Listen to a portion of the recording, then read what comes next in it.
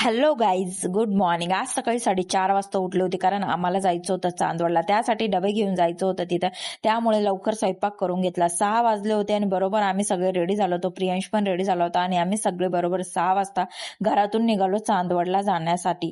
त्यानंतर आम्ही तिथे पोहोचलो आणि तिथलं वातावरण खूप मस्त वातावरण होतं तिथे.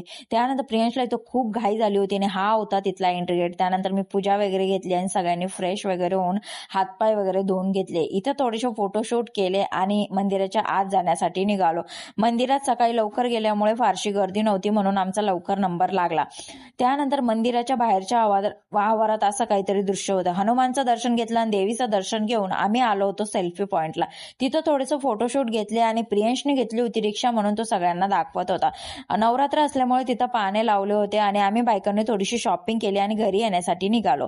रस्त्यात आम्ही हॉटेलमध्ये थांबलो, तिथं थोडंसं जेवण केलं आणि चला भेटूया नेक्स्ट व्लॉग मध्ये. चलो बाय. आजचा मिनी व्लॉग इथेच एंड करते.